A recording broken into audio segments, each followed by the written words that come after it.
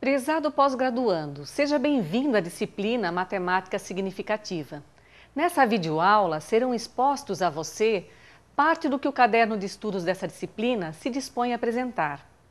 Essa disciplina é muito importante para que você conheça o contexto histórico em que a matemática foi e vem sendo constituída no Brasil, desde o descobrimento. Além disso, para o professor, para o seu aluno, é fundamental compreender o que é matemática para romper com a visão única de objetividade atribuída a essa área do conhecimento. Somado a isso, é essencial a reflexão e a análise crítica relacionada às formas de poder implícitas na matemática, seja escolar ou da vida. A matemática significativa não pretende apresentar uma nova receita, mesmo expondo algumas ideias para a sala de aula. Nessa disciplina, o fundamental está na reflexão para a necessidade de contemplar a subjetividade, como as emoções e sonhos, e compreender a matemática na perspectiva da complexidade, isto é, que vai além da visão linear em que é vista nas escolas na atualidade. Nesse intuito, o caderno é composto por 4 capítulos que são: a evolução histórica da matemática no Brasil, concepções de matemática, a matemática crítica e, por fim, a matemática significativa. Os objetivos dessa disciplina são compreender a evolução histórica da matemática no Brasil, entender o que é matemática a partir das diferentes concepções e relacioná-las com a sua prática pedagógica ou de pesquisa. Compreender a educação matemática e a educação matemática crítica presente na sociedade na perspectiva dialógica da ideologia da certeza e do poder formatador da matemática. Compreender a matemática significativa como possibilidade de um novo olhar para a matemática escolar e da vida. Então vamos lá!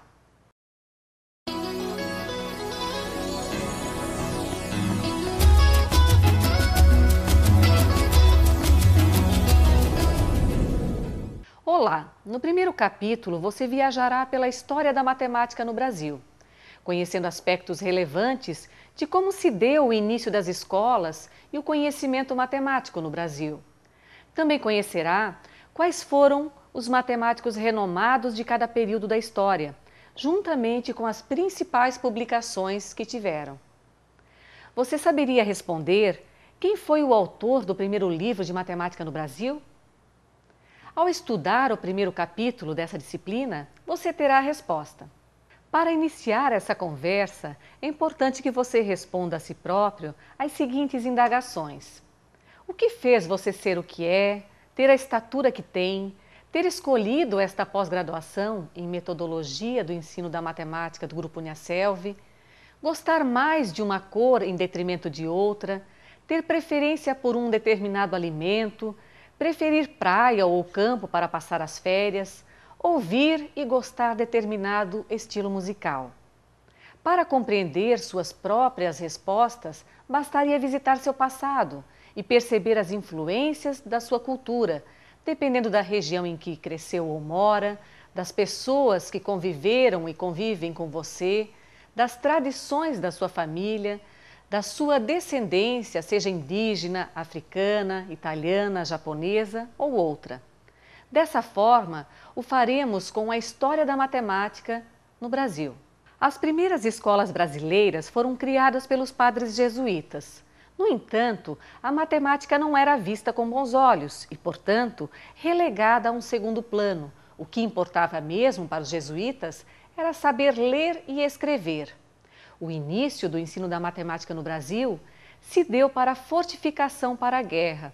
Nesse contexto, as primeiras aulas de artilharia foram restritas aos oficiais militares, para capacitá-los nos trabalhos de fortificação para a guerra, com o objetivo de proteger e defender suas terras ultramarinas.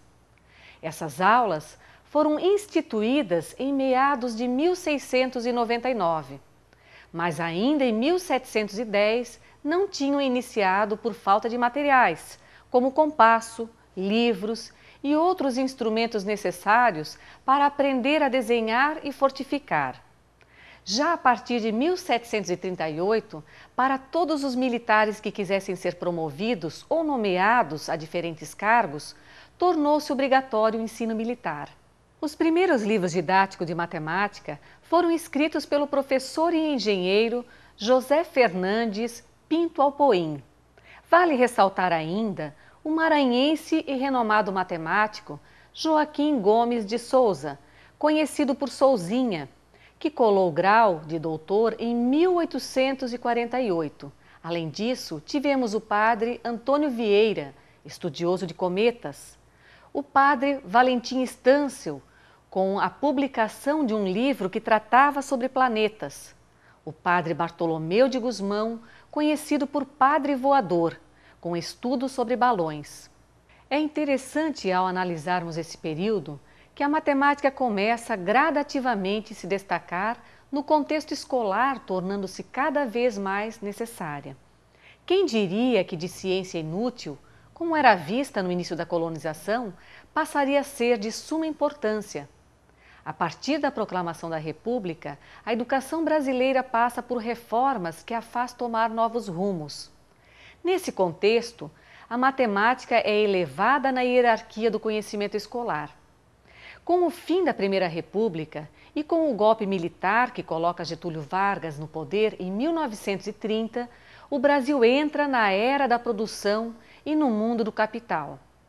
Nesse período tão conturbado da ditadura, acontecem importantes reformas educacionais que trouxeram mudanças para a matemática, como a Reforma Campos e a Reforma Capanema, além da criação da Universidade de São Paulo.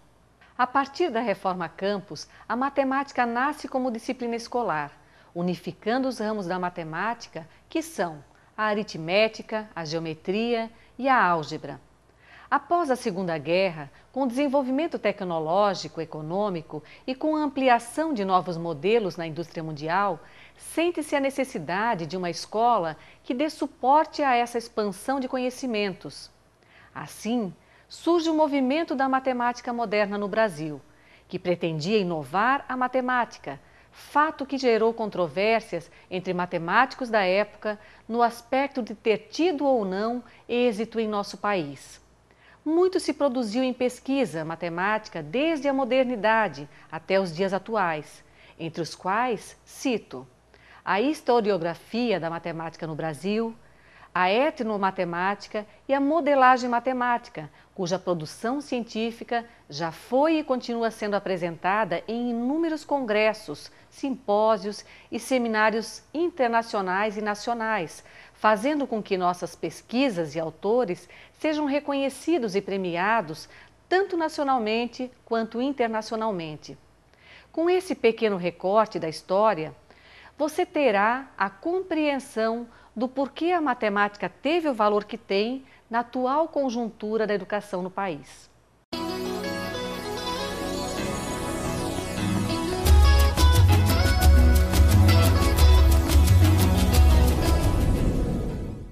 Ouvimos falar que a matemática está presente em tudo, na vida, na música, na arquitetura dos prédios e casas, nas plantas e em todos os lugares. Certamente você poderia contribuir com alguns exemplos de onde se encontra a matemática e também de definir esta área tão abrangente do conhecimento. Mas o que é matemática? A resposta a esta pergunta é o que este capítulo se propõe a apresentar. Você terá diferentes concepções de matemática para que possa refletir e comparar com seu próprio entendimento acerca dessa área tão antiga e importante do conhecimento. É complexo encontrarmos uma única resposta ou concepção para o que é matemática. Para tanto, a definição retirada do dicionário pode nos dar uma compreensão inicial. Segundo o dicionário Michaelis, Matemática é a ciência que trata das medidas, propriedades e relações de quantidades e grandezas e que inclui a aritmética, a álgebra, a geometria, a trigonometria, entre outros. Nesse contexto, vale ressaltar de forma sucinta que a aritmética é representada pelos números e pelas operações básicas, a geometria pelas formas, a álgebra se utiliza do abstrato pelo seu simbolismo e generalizações por meio de letras, e a trigonometria com as grandezas e razões que são encontradas nas relações entre ângulos e lados de triângulos retângulos. Ao longo da história da humanidade, grandes filósofos perceberam a matemática de maneira peculiar, dando ênfase à razão, à lógica, ao abstrato e à objetividade. Veja alguns exemplos.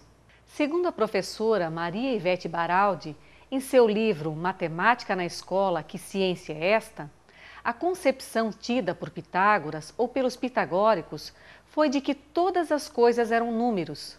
A matemática explicava a ordenação do universo, tirava do caos a ordem, fazendo a natureza se render aos seus princípios, os números. Já o professor e pesquisador Nilson José Machado aponta em seu livro A Matemática e a Língua Materna que, para Platão, a matemática refere-se ao mundo das formas, que só poderia ser captada por meio da razão e no qual se restringe a duas classes, matemáticas, aritmética e geométrica, e as morais, como a ideia de bem. Nos dias atuais, ao nos referirmos acerca do que é matemática, a tendência está em associá-la ao ensino ou à educação, enquanto disciplina institucionalizada, como uma matéria escolar que objetiva o ensino da aritmética, grandezas e formas. Conforme o professor Ubiratã D'Ambrosio, a disciplina de matemática é compreendida como uma estratégia desenvolvida pela espécie humana ao longo da história para explicar, para entender, para manejar e conviver com a realidade sensível, perceptível e com o seu imaginário. Naturalmente, dentro de um contexto natural e cultural, a matemática relacionada à escola nos remete à disciplina escolar, a sua ligação com o cotidiano, as necessidades da sociedade por meio da realidade e da cultura do aluno. Para a parte dos alunos, a concepção de matemática mais evidente que se estabelece num primeiro momento é a da representação numérica e das operações básicas, que faz parte da aritmética. Dessa forma, a matemática é tudo que envolve números e cálculos, além de relacionarem a matemática com questões de exatidão, rigor e de dificuldades de aprendizagem. A matemática, para mim, é uma lógica que envolve diversos sistemas, sistema binário, verdadeiro, falso. Imagine o que seria de todo o nosso mundo, nossa eletrônica, o nosso dia a dia, se não tivesse todo esse amplo conhecimento que existe na área de matemática. A matemática está envolvida no nosso meio, no nosso dia a dia, constantemente, em todas as situações que estamos vivenciando, ela se faz presente. A matemática está em tudo, desde o nosso RG, CPF, títulos de eleitor diversos, na placa dos automóveis, nas informações no dia a dia, no telefone, o número do celular. São números, e números o que são? São conjuntos matemáticos, são sistemas de combinações, etc. De modo geral, os professores de matemática têm como concepções dessa área do conhecimento os aspectos ligados ao exato, abstrato, formal, à lógica, ao rigor e à objetividade, que lhes foram apresentadas e construídas ao longo da vida, desde suas experiências escolares até sua formação em licenciaturas ou bacharelados, além de conhecer algumas das concepções de matemática, seja na visão de filósofos ou de professores e alunos.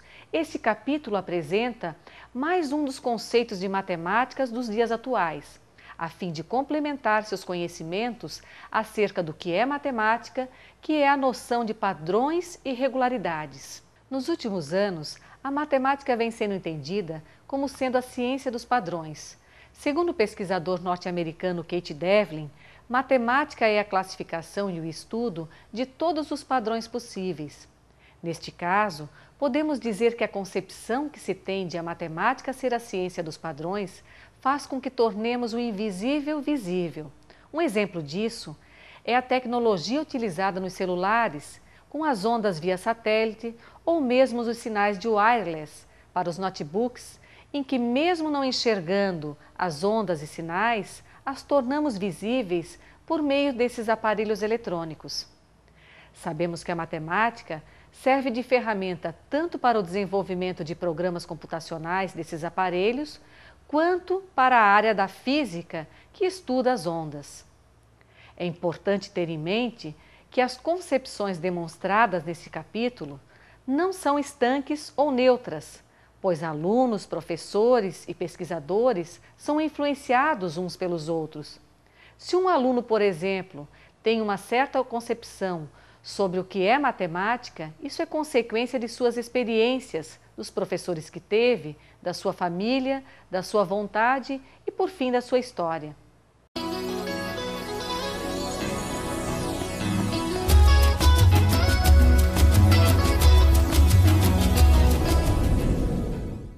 O capítulo 3 faz uma análise crítica sobre o que está por trás do conhecimento matemático, das suas formas de utilização no mundo atual, analisando verdades e ou ideologias que perpassam o conhecimento matemático na vida por meio da tecnologia, dos planos governamentais ou até mesmo numa simples eleição. Nesse aspecto, você poderá perceber, compreender não somente a ponta do iceberg referente aos conhecimentos e ensinamentos matemáticos, sendo-lhe oportunizado analisar a educação matemática de forma abrangente, numa perspectiva de educação matemática crítica. O principal referencial deste capítulo é o autor Olis Covesmose. Ao longo do capítulo, você fará reflexões do status quo, em outras palavras, do que está posto, da ordem vigente em relação à matemática, fazendo com que compreenda que estamos imersos, talvez sem nos darmos conta, em ideologias que sustentam e podem dar poder exagerado à matemática. Para compreender a educação matemática crítica, você terá noções de como ela surgiu e o que a fundamentou. A educação matemática crítica começou a ser pensada pelo matemático dinamarquês Olis Covesmose em meados de 1975, sendo este um dos principais criadores. A educação matemática crítica tem diferentes fontes de inspiração, como a pedagogia crítica proposta por Paulo Freire e a teoria crítica da Escola de Frankfurt. O movimento da teoria crítica tinha, segundo Covesmose, uma forte associação com o entendimento de humanismo e sociedade de Karl Marx, e não a ligação direta com a educação. Contudo, repercutiu de formas diferentes no mundo, tornando-se fundamental para outros pensadores que, ao refleti-la, incorporaram alguns de seus princípios à educação, entre eles o de emancipação do ser. A pedagogia crítica luta contra a fragmentação e o individualismo na escola e na sociedade, para que tenhamos um mundo mais solidário, um indivíduo mais criativo e feliz, assegurando que a história não é uma fatalidade, mas sim uma possibilidade em que nós, sujeitos dessa história, temos a responsabilidade de construir e acreditar, objetivando um mundo mais justo e de igualdade social. É melhor tentar e falhar, que preocupar-se e ver a vida passar. É melhor tentar, ainda que em vão, que sentar-se, fazendo nada até o final. Eu prefiro na chuva caminhar, que em dias frios em casa me esconder. Prefiro ser feliz, embora louco, que em conformidade viver. Os principais aspectos ressaltados na educação matemática crítica traz à luz de nossos dias um amplo debate acerca da educação matemática numa perspectiva crítica que pode nos levar à reflexão, à ação, para que conheçamos outras possibilidades de enxergar essa área do conhecimento no intuito de intervir enquanto agentes de mudança. Na escola, na sociedade, na vida, isto é, nos aspectos sociais e políticos. Isso nos remete às formas diferentes de perceber e compreender a matemática, tendo subjacente a essas maneiras uma matemática com significado. A educação matemática crítica, segundo o professor e pesquisador dinamarquês Ole Skovsmose, propõe um novo olhar ao pensar. Saber e fazer em matemática não significa abandonar o velho, as tradições, mas ter a consciência da importância do novo e, principalmente, da coexistência de ambos. A educação matemática crítica nos lembra da necessidade do diálogo no ensino-aprendizagem e na vida. Chama atenção para as verdades inquestionáveis e a supervalorização da matemática na escola e na sociedade, apontando assim para a ideologia da certeza, da existência de um mundo moldado por perspectivas matemáticas, nos quais inúmeros modelos são referências na tomada de decisões na escola, na indústria, no comércio, na vida, que evidencia o poder formatador da matemática.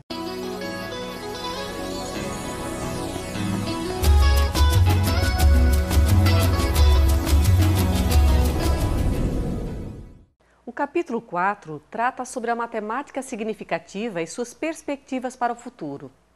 Para tanto, inicio nossa conversa com a seguinte frase de Giso Volpato: ou o século XXI é dedicado aos valores humanos, morais e éticos, ou de nada valeram os avanços tecnológicos conquistados até aqui.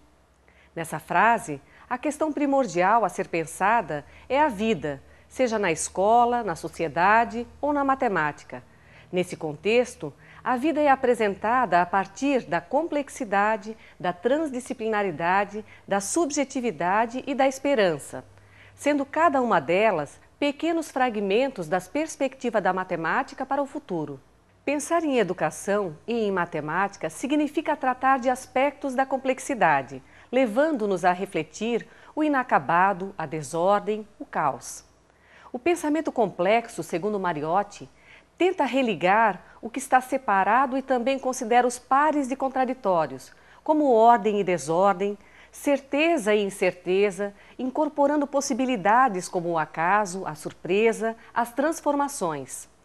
Com a necessidade de um novo fazer em educação e considerando a complexidade do mundo, diferentes autores vêm discutindo nas últimas décadas a transdisciplinaridade, que contrapõe um modelo de ensino linear, racionalista e determinista, sem excluí-lo. Você poderá estar se perguntando como se faz uma educação matemática de forma transdisciplinar. Pode ser realizado por meio de projetos problematizadores relacionados à realidade e o interesse do aluno, por meio da criação de modelos que tenha como princípio a recuperação das várias dimensões do ser humano, para a compreensão do mundo na sua integralidade e, portanto, tem como consequência respeito, solidariedade e cooperação. O professor e pesquisador D'Ambrosio, em entrevista à Educação Matemática em Revista, expôs propostas relevantes da educação matemática para a transformação do ensino dessa disciplina nas salas de aula, sendo que uma delas é a retomada da subjetividade, por meio de uma matemática humanística que liga a matemática e a arte. Como podemos ligar a matemática e a arte? A arte pode ser expressa de diferentes formas, como as artes cênicas, as artes plásticas e a música, por exemplo, sendo que em cada uma delas está implícita a subjetividade. A junção da matemática com a arte abre um mundo de possibilidades, instigando a imaginação e desenvolvendo a criatividade. Segundo Feigerland e Nunes, ao se expressarem sobre a matemática e a arte, dizem que a troca de percepções e pontos de vista, o diálogo entre ambas, ao longo do tempo tem favorecido o desenvolvimento do pensamento crítico, a autonomia intelectual, a sensibilidade e a criatividade.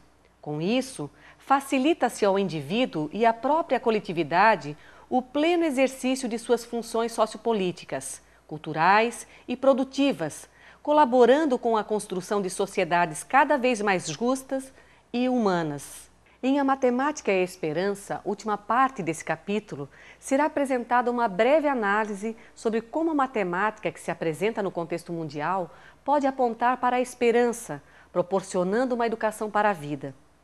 Educação para a vida, perpassando a matemática, pode ser analisada tanto por um aspecto positivo quanto negativo, que, segundo Scoville, pode ser traduzido tanto como maravilhas quanto horrores, por estar situada no núcleo do desenvolvimento social.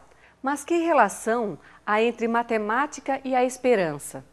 A relação está na responsabilidade que cada educador matemático tem em entrelaçar, por meio de uma aprendizagem dialógica e crítica, os princípios essenciais para uma vida com dignidade. A relação entre a matemática e a esperança está na responsabilidade que assumimos conosco, com o outro e com a vida.